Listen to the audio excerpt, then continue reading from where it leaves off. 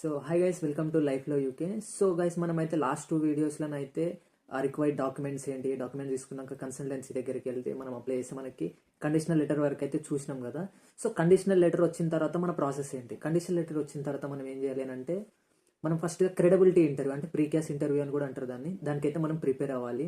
So దాంట్లో మనకైతే basic questions ఉంటాయి. వై యూకే ఎందుకు, అంటే యూకేకి ఎందుకు వెళ్ళాలనుకుంటాం అదర్ దెన్ వేరే కంట్రీస్ వెళ్ళకుండా. అలాగే నీ ప్రీవియస్ అంటే నువ్వు డిగ్రీలో ఏదైతే చేసినావో అది ఇప్పుడు నువ్వు తీసుకుంటున్న మాస్టర్ కోర్స్కి అసలు ఎట్లా రిలేట్గా ఉంటుంది అనేది మనం అయితే వాళ్ళకి చెప్పాల్సి ఉంటుంది.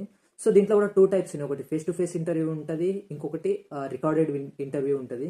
సో మనకి ఇది షెడ్యూల్ అవ్వాలి అని అంటే మనమైతే యూనివర్సిటీస్కి అయితే కొంచెం ఇనిషియల్ డిపాజిట్ అయితే పే చేయాల్సి ఉంటుంది. సో నాది టీసైడ్ యూనివర్సిటీ, నేనైతే £4,000 అయితే పే చేయాల్సి వచ్చింది. సో అది చేసిన తర్వాత మనకైతే ఇంటర్వ్యూ అవుతుంది. ఒకవేళ నువ్వు ఇంటర్వ్యూ పాస్ అయితే నీకైతే with in 4 to 5 days I think, అంత తక్కువ టైంలోనే అన్కండిషనల్ అయితే వస్తుంది.